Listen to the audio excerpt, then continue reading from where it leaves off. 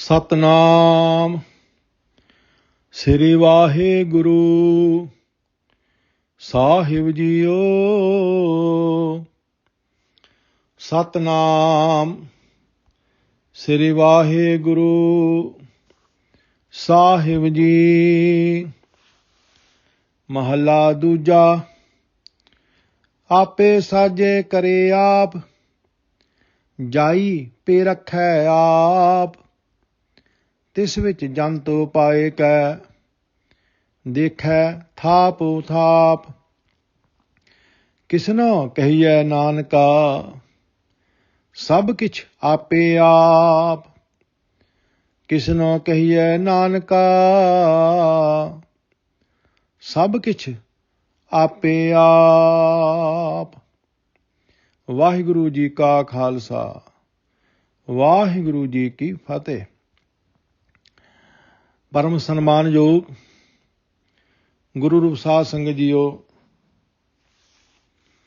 ਆਪ ਜੀ ਪਿਛਲੇ ਲੰਬੇ ਸਮੇਂ ਤੋਂ ਪ੍ਰਚਾਰਕ ਸੁਚੇਤਨਾ ਸਥਾਨ ਚੈਨਲ ਤੋਂ ਸਤਿਗੁਰੂ ਨਾਨਕ ਦੇਵ ਸੱਚੇ ਪਾਤਸ਼ਾਹ ਜੀ ਦੀ ਉਚਾਰਨ ਕੀਤੀ ਪਾਵਨ ਬਾਣੀ ਆਸਾ ਕੀ ਵਾਰ ਦੀ ਵਿਚਾਰ ਸਰਵਣ ਕਰ ਰਹੇ ਹੋ। ਸਤਿਗੁਰੂ ਨਾਨਕ ਪਾਤਸ਼ਾਹ ਜੀ ਨੇ ਸਾਡੇ ਸਾਰਿਆਂ ਉੱਤੇ ਅਪਰੰਪਾਰ ਕਿਰਪਾ ਕੀਤੀ। ਗਰੀਬ ਨਵਾਜ਼ ਜੀ ਨੇ ਆਪਣੀ ਮਿਹਰ ਦਾ ਹੱਥ ਸਾਡੇ ਸਭਨਾਂ ਦੇ ਸਿਰ ਉੱਤੇ ਰੱਖਿਆ। ਇਹ ਵਿਚਾਰ ਸੰਪੂਰਨਤਾ ਦੇ ਨੇੜੇ ਪਹੁੰਚ ਗਈ ਹੈ। ਇਹ ਗੁਰੂ ਦੀ ਬਖਸ਼ਿਸ਼ ਹੋਈ ਹੈ, ਸਤਿਗੁਰੂ ਦੀ ਰਹਿਮਤ ਹੋਈ ਹੈ। ਜਿਸ ਸ਼ਲੋਕ ਦਾ ਪਾਠ ਆਪ ਜੀ ਨੇ ਸਰਵਣ ਕੀਤਾ ਹੈ, ਇਹ ਨੰਬਰ 24ਵੀਂ ਪੌੜੀ ਦਾ ਦੂਸਰਾ ਸ਼ਲੋਕ ਹੈ। 24ਵੀਂ ਪੌੜੀ ਦੇ ਨਾਲ ਦੋ ਸ਼ਲੋਕ ਨੇ। ਪਹਿਲਾ ਸ਼ਲੋਕ ਸਤਿਗੁਰੂ ਨਾਨਕ ਪਾਤਸ਼ਾਹ ਜੀ ਦਾ ਉਚਾਰਨ ਕੀਤਾ ਹੋਇਆ, ਦੂਸਰਾ ਸ਼ਲੋਕ ਗੁਰੂ ਅੰਗਦ ਦੇਵ ਸੱਚੇ ਪਾਤਸ਼ਾਹ ਜੀ ਦਾ ਉਚਾਰਨ ਕੀਤਾ ਹੋਇਆ। ਆਪ ਜੀ ਨੇ ਪਹਿਲੇ ਸ਼ਲੋਕ ਦੀ ਵਿਚਾਰ ਸਰਵਣ ਕਰ ਲਈ ਹੈ, ਲੇਕਿਨ ਲੜੀ ਜੋੜਨ ਵਾਸਤੇ ਸੰਖੇਪ ਰੂਪ ਵਿੱਚ ਪਹਿਲੇ ਸ਼ਲੋਕ ਦੀ ਵਿਚਾਰ ਕਰਨੀ ਅਤਿਅੰਤ ਜ਼ਰੂਰੀ ਹੈ। ਪਹਿਲੇ ਸ਼ਲੋਕ ਵਿੱਚ ਗੁਰੂ ਨਾਨਕ ਪਾਤਸ਼ਾਹ ਜੀ ਨੇ ਸਾਨੂੰ ਸਮਝਾਇਆ ਹੈ ਕਿ ਅਸਾਂ ਜੀਵ ਭਾਂਡਿਆਂ ਦੀ ਨਿਆਈ ਹਾਂ। ਸਾਨੂੰ ਜੀਵਾਂ ਰੂਪੀ ਭਾਂਡਿਆਂ ਨੂੰ ਸਾਜਣ ਵਾਲਾ ਉਹ ਪਰਮੇਸ਼ਰ ਵਾਹਿਗੁਰੂ ਹੈ। ਉਸਨੇ ਸਿਰਫ ਸਾਜਿਆ ਹੀ ਨਹੀਂ, ਸਾਨੂੰ ਪੂਰਨ ਕੀਤਾ ਹੈ, ਸਾਨੂੰ ਮੁਕੰਮਲ ਬਣਾਇਆ ਹੈ। ਸਾਡੇ ਵਿੱਚ ਉਸਨੇ ਕਿਸੇ ਵੀ ਤਰ੍ਹਾਂ ਦੀ ਕੋਈ ਕਮੀ ਪੇਸ਼ੀ ਨਹੀਂ ਛੱਡੀ। ਇਸ ਪਾਣੀ ਤੇ ਜਿਨ ਤੂੰ ਘਰਿਆ, ਮਾਟੀ ਕਾਲੇ ਦਿਹੁਰਾ ਕਰਿਆ। ਉਕਤ ਜੋਤ ਲੈ ਸੁਰਤ ਪ੍ਰੀਖਿਆ, ਮਾਤ ਗਰਭ ਮੈਂ ਜਿਨ ਤੂੰ ਰੱਖਿਆ। ਉਹਨੇ ਕੋਈ ਕਸਰ ਨਹੀਂ ਛੱਡੀ, ਨਾ ਹੀ ਇਸ ਸਰੀਰ ਦੀ ਬਣਤਰ ਵਿੱਚ ਔਰ ਨਾ ਹੀ ਇਸ ਜੀਵਨ ਨੂੰ ਜੀਵਤ ਰੱਖਣ ਵਾਸਤੇ ਸੁੱਖ ਸਹੂਲਤਾਂ ਦੇਣ ਵਿੱਚ ਕਿਸੇ ਪਾਸਿਓਂ ਵੀ ਉਸਨੇ ਕੋਈ ਘਾਟ ਨਹੀਂ ਰੱਖੀ। ਉਹਨੇ ਆਪ ਹੀ ਪੂਰਨਤਾ ਦਿੱਤੀ ਹੈ। ਤੇ ਸਤਿਗੁਰੂ ਜੀ ਨੇ ਫਿਰ ਸਮਝਾਇਆ ਕਿ ਭਾਈ, ਭਾਂਡੇ ਦੋ ਤਰ੍ਹਾਂ ਦੇ ਹੁੰਦੇ ਨੇ। ਇੱਕ ਭਾਂਡਾ ਉਹ ਜਿਸ ਵਿੱਚ ਦੁੱਧ ਪਾ ਦੇਈਦਾ ਤੇ ਸੁਰੱਖਿਅਤ ਰੱਖੀਦਾ ਹੈ, ਸਾਂਭ ਕੇ ਰੱਖੀਦਾ ਹੈ। ਜਿਸ ਭਾਂਡੇ ਵਿੱਚ ਦੁੱਧ ਪਾਉਣਾ ਹੋਵੇ ਉਹਨੂੰ ਸਾਫ਼ ਸੁਥਰਾ ਰੱਖੀਦਾ, ਸਾਫ਼ ਸੁਥਰੀ ਜਗ੍ਹਾ ਤੇ ਰੱਖੀਦਾ, ਉਹਨੂੰ ਸੁਰੱਖਿਅਤ ਰੱਖੀਦਾ। ਕਿਉਂ? ਉਸ ਵਿੱਚ ਪਾਇਆ ਹੋਇਆ ਦੁੱਧ ਉਹ ਜੰਮ ਕੇ ਦਹੀਂ ਬਣਨਾ, ਦਹੀਂ ਤੋਂ ਮੱਖਣ ਬਣਨਾ, ਮੱਖਣ ਤੋਂ ਘਿਓ ਬਣਨਾ। ਲੇਕਿਨ ਇੱਕ ਭਾਂਡਾ ਉਹ ਵਿਚਾਰਾ ਚੁੱਲ੍ਹੇ ਚੜਿਆ ਹੋਇਆ, ਉਹ ਵਿਚਾਰਾ ਅੰਦਰੋਂ ਬਾਹਰੋਂ ਸੜ ਰਿਹਾ ਹੈ। ਕਿੰਨਾ ਫਰਕ ਹੈ ਦੋਹਾਂ ਭਾਂਡਿਆਂ ਵਿੱਚ। ਬਸ ਠੀਕ ਇਸੇ ਤਰ੍ਹਾਂ ਇੱਕ ਉਹ ਲੋਕ ਜਿਹੜੇ ਇੱਕ ਨਿਹਾਲੀ ਪੈ ਸਵਨ, ਜਿਹੜੇ ਲੰਮੀਆਂ ਤਾਣ ਕੇ ਸੌਂਦੇ ਨੇ, ਕੋਈ ਫਿਕਰ ਨਹੀਂ। ਇਹ ਜਗ ਮਿੱਠਾ ਅਗਲਾ ਕਿਨ ਡਿਠਾ। ਕਿਹਨੇ ਲੇਖਾ ਜੋਖਾ ਪੁੱਛਣਾ, ਕਿਹਨੇ ਹਿਸਾਬ ਕਿਤਾਬ ਪੁੱਛਣਾ।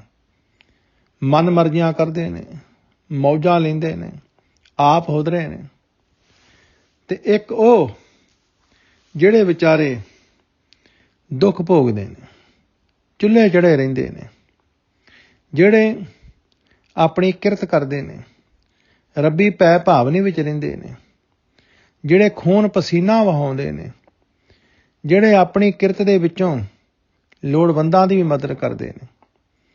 ਤੇ ਸਾਡੀਆਂ ਨਜ਼ਰਾਂ ਵਿੱਚ ਕੀ ਹੈ? ਜਿਹੜੇ ਲੰਮੀਆਂ ਤਾਣ ਕੇ ਸੌਂਦੇ ਨੇ, ਬੇਪਰਵਾਹ ਨੇ, ਅਸੀਂ ਸਮਝਦੇ ਹਾਂ ਬੜੇ ਚੰਗੀ ਕਿਸਮਤ ਵਾਲੇ ਨੇ। ਤੇ ਜਿਹੜੇ ਆਪਣੀ ਕਿਰਤ ਵਿਰਤ ਕਰਦੇ ਨੇ, ਜਿਹੜੇ ਖੂਨ ਪਸੀਨਾ ਵਹਾਉਂਦੇ ਨੇ, ਜਿਹੜੇ ਦਿਨ ਰਾਤ ਇੱਕ ਕਰਦੇ ਨੇ, ਜਿਹੜੇ ਹਰ ਸਮੇਂ ਚੁੱਲ੍ਹੇ ਚੜ੍ਹੇ ਰਹਿੰਦੇ ਨੇ, ਅਸੀਂ ਸਮਝਦੇ ਹਾਂ ਪਤਾ ਨਹੀਂ ਇਹਨਾਂ ਨੇ ਕਿਹੜੇ ਮਾੜੇ ਕਰਮ ਕੀਤੇ ਨੇ।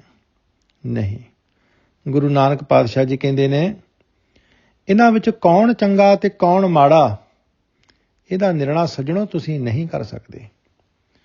ਮਹਾਰਾਜ ਕਹਿੰਦੇ ਨੇ ਜਿਨ੍ਹਾਂ ਦੇ ਉੱਪਰ ਉਹਦੀ ਮਿਹਰ ਦੀ ਨਜ਼ਰ ਪੈ ਜਾਂਦੀ ਹੈ, ਉਹਨਾਂ ਨੂੰ ਸਵਾਰ ਦਿੰਦਾ। ਉਹਦੀ ਮਿਹਰ ਦੀ ਨਜ਼ਰ ਕਿਹਦੇ ਉੱਤੇ ਪੈ ਜਾਣੀ ਹੈ ਕੁਛ ਪਤਾ ਨਹੀਂ। ਪਤਾ ਨਹੀਂ ਉਹਨਾਂ ਉੱਤੇ ਪੈ ਜਾਣੀ ਜਿਹੜੇ ਲੰਮੀਆਂ ਤਾਣ ਕੇ ਸੌਂਦੇ ਨੇ, ਪਤਾ ਨਹੀਂ ਉਹਨਾਂ ਉੱਤੇ ਪੈ ਜਾਣੀ ਜਿਹੜੇ ਚੁੱਲ੍ਹੇ ਚੜ੍ਹੇ ਰਹਿੰਦੇ ਨੇ, ਕੁਛ ਪਤਾ ਨਹੀਂ। ਬਸ ਜਿਸ ਉੱਤੇ ਉਹਦੀ ਮਿਹਰ ਦੀ ਨਜ਼ਰ ਪੈ ਗਈ, ਉਹਦਾ ਜੀਵਨ ਸਵਰ ਗਿਆ, ਉਹਦਾ ਜੀਵਨ ਸਵਰ ਗਿਆ। ਸਵਰਨਾ ਕੀ ਹੈ? ਸੋਚ ਸੰਵਰ ਗਈ, ਉਹਦੀ ਸੋਚ ਚੰਗੀ ਬਣ ਗਈ, ਉਹਦੀ ਸੋਚ ਪਵਿੱਤਰ ਹੋ ਗਈ। ਜੇ ਕਿਸੇ ਦੀ ਸੋਚ, ਜੇ ਕਿਸੇ ਦੀ ਵਿਚਾਰ ਪਵਿੱਤਰ ਹੈ, ਪਾਵਨ ਹੈ, ਸ਼ੁੱਧ ਹੈ, ਸਮਝੋ ਉਸ ਉੱਤੇ ਮਾਲਕ ਦੀ ਮਿਹਰ ਦੀ ਨਜ਼ਰ ਹੋ ਗਈ ਹੈ। ਉਹ ਧਨਪਤੀ ਵੀ ਹੋ ਸਕਦਾ ਹੈ ਤੇ ਉਹ ਇੱਕ ਆਮ ਕਿਰਤੀ ਵੀ ਹੋ ਸਕਦਾ ਹੈ। ਉਹਦੀ ਨਜ਼ਰ ਕਿਸੇ ਉੱਤੇ ਵੀ ਪੈ ਸਕਦੀ ਹੈ, ਉਹਦੀ ਨਜ਼ਰ ਰਾਜੇ ਮਹਾਰਾਜੇ ਉੱਤੇ ਵੀ ਪੈ ਸਕਦੀ ਹੈ, ਉਹਦੀ ਨਜ਼ਰ ਇੱਕ ਕੰਗਾਲ ਉੱਤੇ ਵੀ ਪੈ ਸਕਦੀ ਹੈ। ਉਸ ਦੀ ਨਜ਼ਰ ਕਿਸ ਉੱਤੇ ਪੈ ਜਾਣੀ ਹੈ ਇਸ ਬਾਰੇ ਸਾਨੂੰ ਕੁਝ ਨਹੀਂ ਪਤਾ।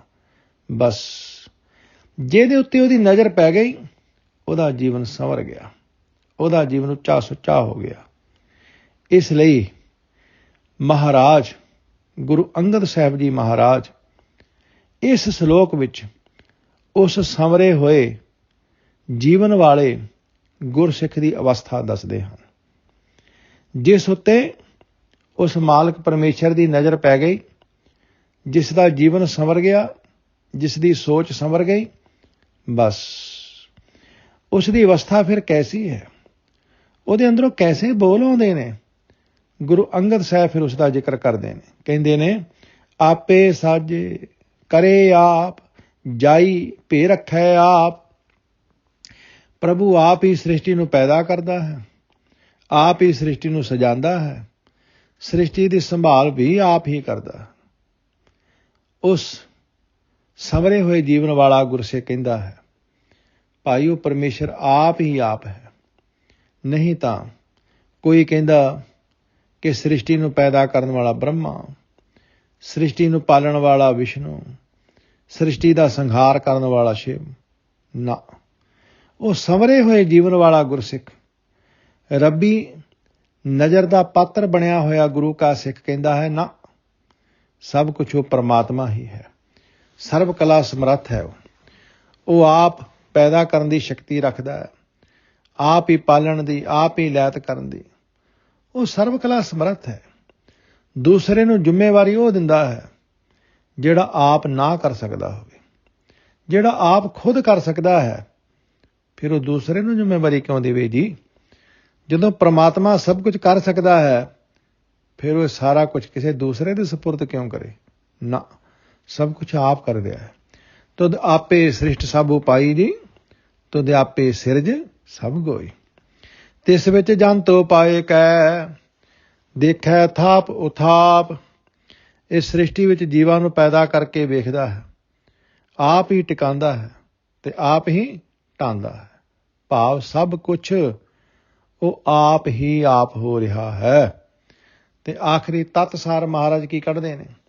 ਕਹਿੰਦੇ ਕਿਸਨੋ ਕਹੀਐ ਨਾਨਕਾ, ਸਭ ਕੁਝ ਆਪੇ ਆਪ।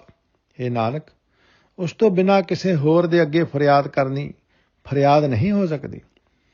ਉਹ ਆਪ ਹੀ ਸਭ ਕੁਝ ਕਰਨ ਦੇ ਸਮਰੱਥ ਹੈ।